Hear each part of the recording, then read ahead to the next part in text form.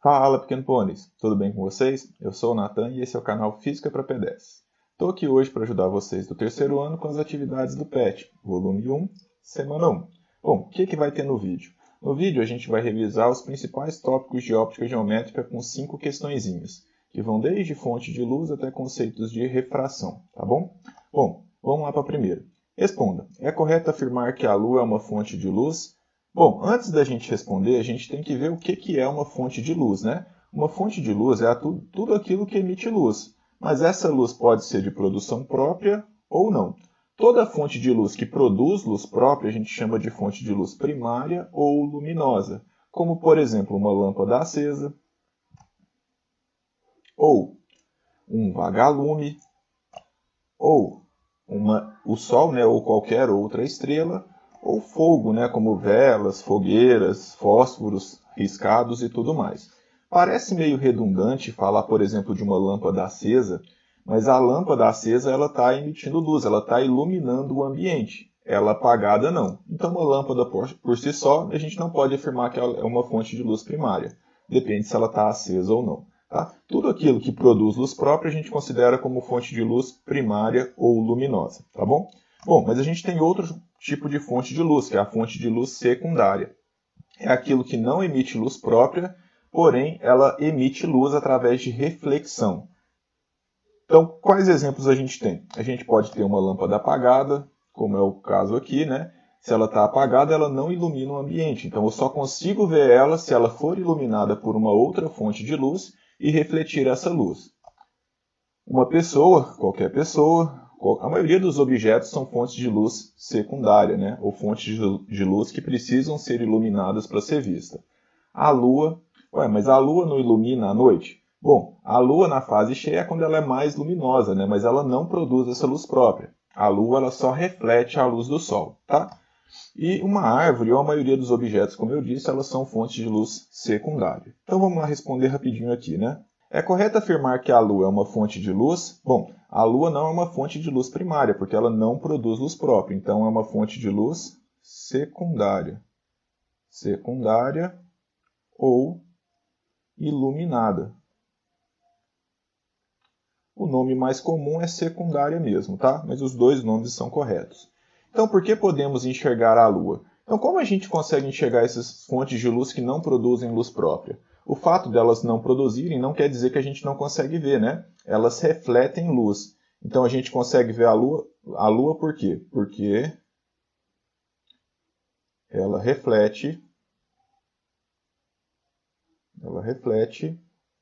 a luz do Sol. Tranquilo? A Lua reflete a luz do Sol, então por isso a gente consegue ver ela. Beleza, né? Bora para 2 então, pessoal? A figura abaixo... antes de fazer a 2, né, se inscreve no canal, ativa o sininho aí, deixa seu like, ajuda muito a fortalecer o canal e a gente poder atingir novos alunos e ajudar mais pessoas, tá bom? Então bora lá para 2. A figura abaixo mostra um objeto AB colocado em frente a uma pequena lâmpada acesa. Através dele existe um anteparo opaco, situado paralelamente a AB. Então aqui eu tenho um objeto AB, opaco. O que é um objeto opaco? Aquele que não deixa a luz passar, né? A luz não consegue atravessar ele. E a luz, ela sempre se propaga em linha reta se ela não mudar de meio. Falando bonito, em um meio transparente e homogêneo, a luz sempre se propaga em linha reta, tá bom? Bom, então, essa fonte de luz aqui, essa lâmpadazinha, vai emitir luz em todas as direções, sempre em linha reta. Alguns raios de luz não vão conseguir passar pelo objeto AB, que é um objeto opaco, então vai formar uma sombra ali no anteparo. Esse anteparo é basicamente uma parede ou qualquer outro objeto opaco, né, que a luz também vai se projetar lá. Desenhe na própria figura a sombra AB do objeto projetada sobre o anteparo. Bom, então essa fonte de luz vai emitir luz em todas as direções. Eu desenhei só alguns raios de luz que vão em direção ao anteparo, mas vem luz para cá, em todas as direções, tá? Mas não se preocupem com essas, me interessa é a sombra que vai formar ali no anteparo. Os raios de luz que conseguirem chegar no anteparo vão iluminar ele. Então toda essa região aqui, ela vai ficar iluminada. E essa região central aqui? Bom, essa região central, os raios de luz não conseguem passar pelo objeto, já que o objeto é opaco. Então vai formar uma região de sombra mais ou menos assim, tá bom? Então a resposta da letra A sombra é mais ou menos essa setinha preta que a gente tem aqui. Essa é a sombra projetada no anteparo. Beleza. Indique na própria figura a região do espaço que fica escura, isto é, que não recebe luz. Então a região é essa aqui, né? Delimitado por raios de luz retos, né? Linhas retas entre os extremos do objeto. Por que disso? Porque a luz sempre se propaga em linha reta. Então é delimitado aqui, não vou conseguir fazer uma reta, mas é delimitado aqui por essa região aqui. Essa região é a região de sombra, tudo bem? Então essa é a região que fica escura, a região que não recebe luz, a região de sombra, tudo bem? Se o objeto for aproximado da fonte, o tamanho da sombra aumentará, diminuirá ou não se modificará. Trace um diagrama para justificar a resposta. Bom, então se eu for aproximando o objeto, o que vai acontecer com a sombra? Então eu vou trazendo aqui, ó, a sombra aumenta. Por que ela aumenta? Porque agora menos raios de luz vão conseguir chegar até o anteparo. Então vai aumentar o tamanho da sombra. Tudo bem? A lógica é a mesma, né? Os raios de luz continuam se propagando em linha reta. Mas agora, como o objeto se aproximou mais, ele vai obstruir uma maior quantidade de raios de luz, fazendo com que a sombra ela aumente, tá bom? Então, se o objeto for aproximado da fonte, o tamanho da sombra ela aumentará. Então, a sombra aumentará. Tudo bem? E aí, o esquema é esse que está aqui no quadro. Fechou, galera? Bom, se tiver alguma dúvida, deixe aí nos comentários. Vai ser um prazer responder vocês. Bora para 3, pessoal?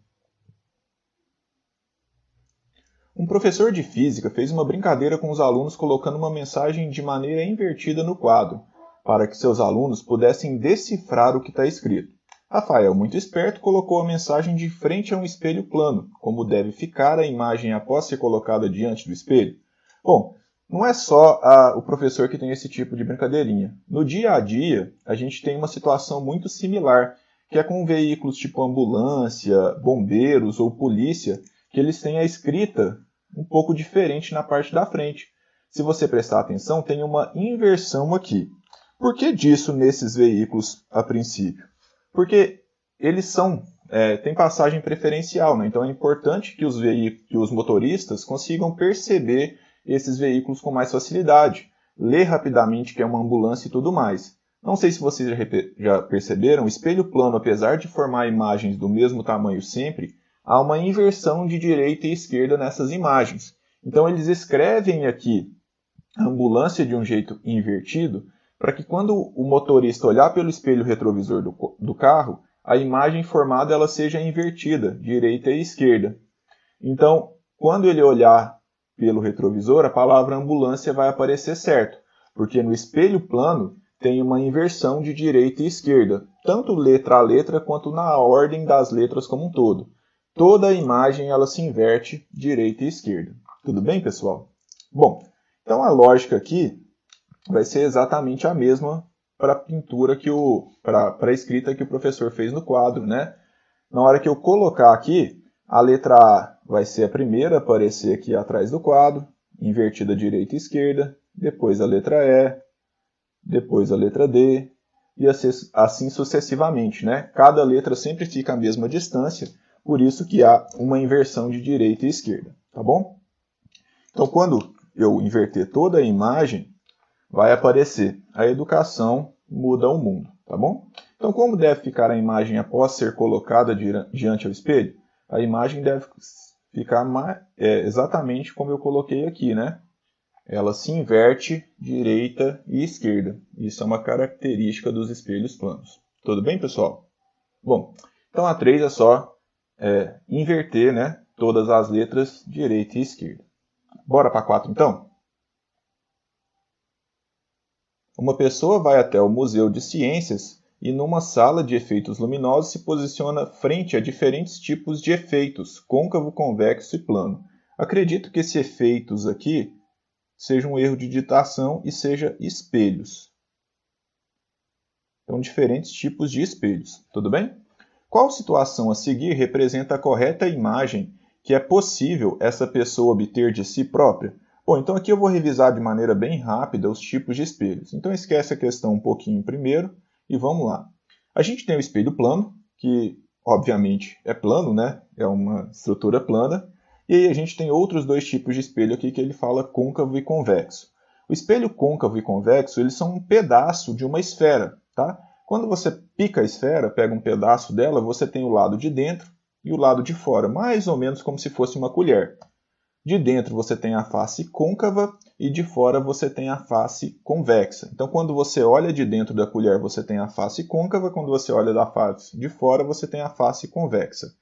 A parte que tem o buraco, né, é côncava. Você cavou, ficou o buraco. E a outra, convexa. Tudo bem? Bom, então os espelhos planos, a gente já comentou sobre ele no vídeo de hoje, né? Eles sempre formam imagens do mesmo tamanho. Ok que tem uma inversão de direita e esquerda, mas a imagem sempre vai ser de cabeça para cima, ou seja, direita e do mesmo tamanho que o objeto. Inverte direita e esquerda. Se você prestar atenção no cachorrinho, ele está encostando o braço direito. E a imagem dele tenta se colocar na posição da imagem o braço esquerdo. Lembra que tem essa inversão de direita e esquerda? Mas o espelho não mente, né? O plano, pelo menos. Se você for grande, você vai aparecer grande. Se for gordo, vai aparecer gordo e assim por diante. Bom, o espelho convexo, que é a parte de fora da esfera, né? Ele é muito utilizado para ampliar o campo visual, seja em ônibus ou em vendas mais antigas, né? Ele é utilizado para pôr num canto e ampliar o campo visual. E aí ele sempre também forma o mesmo tipo de imagem, que é uma imagem pequenininha, é uma imagem reduzida e sempre de cabeça para cima. Então por que ele consegue ampliar o campo visual? Porque ele forma imagens menores e isso faz com que caiba mais coisas dentro dele. Meio que um jeito da gente poder entender isso, tudo bem? Então o espelho convexo forma imagens menores e também de cabeça para cima, também direitas. E o espelho plano forma imagens do mesmo tamanho e direitas também. O espelho côncavo, aí já é um pouquinho mais complicado, porque ele forma tem 5 tipos diferentes de situação e ele forma pelo menos 4 tipos de imagem nítidas diferentes. Então ele forma tanto imagens menores quanto maiores, inclusive imagens de cabeça para baixo. Se você pegar a colher da sua casa, uma colher mais novinha um pouco, que esteja bem reflexiva ainda, né? Se você se olhar pelo lado de dentro, pela face côncava, você vai se ver de cabeça para baixo. Então o espelho côncavo ele tem essa capacidade de também poder formar imagens de cabeça para baixo. Então ele forma tanto imagens de cabeça para baixo, quanto imagens direita, quanto imagens maiores e imagens menores, tá? Só que se ela for direita, ela sempre vai ser maior, o que é diferente do espelho convexo, que forma imagens direitas e menores. No caso do espelho côncavo, se a imagem for direita, ela vai ser sempre maior. E se a imagem for invertida, ela pode ser tanto maior quanto do mesmo tamanho. Então ela pode ser maior, menor ou do mesmo tamanho. Tudo bem? Então aqui é uma imagem invertida, observe que a vela está de cabeça para cima e na imagem ela está de cabeça para baixo, só para poder exemplificar. Aqui uma imagem direita e de ampliada, né, um pouco maior, a gente utiliza em ótica ou espelhos de maquiagem e tudo mais. Então se a imagem for invertida, ela pode ser menor, do mesmo tamanho ou maior. Se ela for direita, se ela for de cabeça para cima, a imagem vai ser sempre maior. Tranquilo? Espelho plano, mesmo tamanho e direita. Convexo, menor e direita. E o côncavo, se for direita é maior, se for invertida pode ser de qualquer tamanho. Em resumo, é isso. Tá? Vamos voltar aqui. Então, ó, na letra A, eu tenho um espelho que é côncavo. Né? A parte de dentro aqui que é a parte espelhada. Observe que formou uma imagem direita, de cabeça para cima, e maior. O espelho côncavo pode formar esse tipo de imagem. Ok. Aqui é um espelho plano. Ó. A imagem está menor, e o espelho plano forma sempre do mesmo tamanho. Então aqui já está errado. Aqui é um espelho côncavo. O espelho côncavo ele pode formar imagens de cabeça para baixo também, inclusive imagens maiores. O problema aqui é que se o objeto estiver em cima do foco do espelho plano, do espelho côncavo, desculpem, em cima do foco do espelho côncavo, forma uma imagem que não é nítida. Como assim, Nathan? O espelho fica todo embaçado, não tem imagem nítida nele nenhuma. Então, o detalhe aqui é que esse cara aqui está posicionado em cima do foco. E em cima do foco, o espelho côncavo não forma imagens nítidas. imagens nítidas. Então, formam imagens impróprias que a gente fala, tá bom? Bom, e aqui eu tenho um espelho convexo. O espelho convexo ele até forma imagens menores, mas a imagem teria que ser direita, tudo bem? Então, essa imagem está invertida, ela não está direita, então essa imagem aqui também está errada. A gente poderia ficar entre a letra A e a letra B, mas aqui ele está em cima do foco, e em cima do foco não forma imagens nítidas, tudo bem?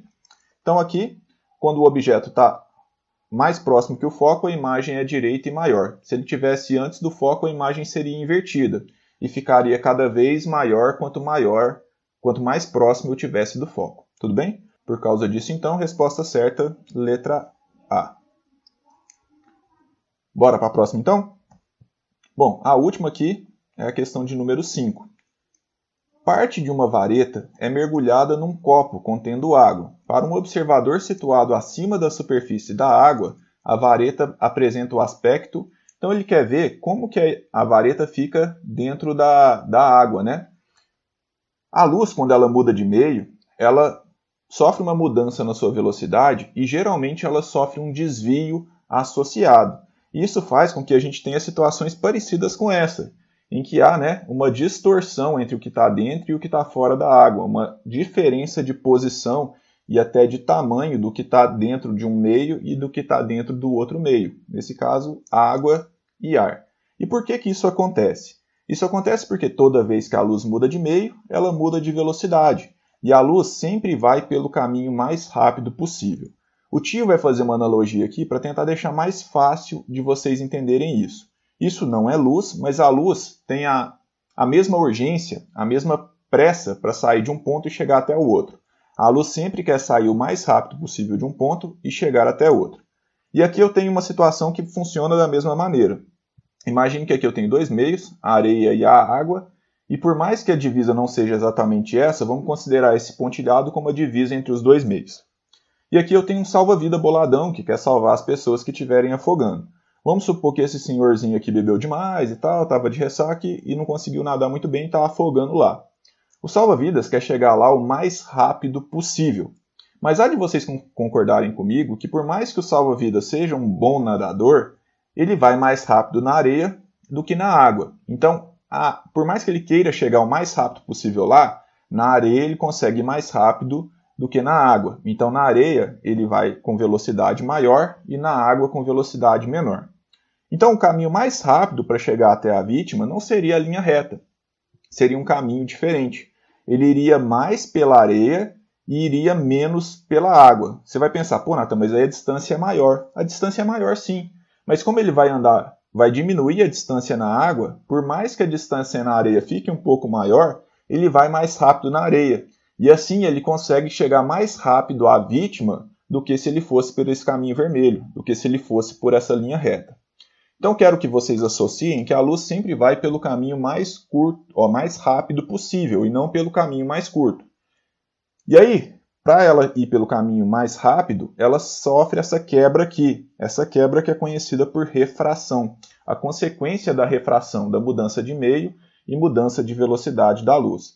E aqui a gente pode fazer algumas comparações. Se a gente pegar a reta normal, que é a reta que forma 90 graus com a superfície aqui, e que é o nosso instrumento de medida com quem a gente mede ângulos na ótica, essa reta normal aqui, ela forma dois ângulos. O ângulo aqui com a areia, que eu vou chamar de ângulo de incidência, ângulo 1, e o ângulo aqui de baixo. E aí acontece uma relação. Quanto maior for o ângulo sempre vai ser maior, né?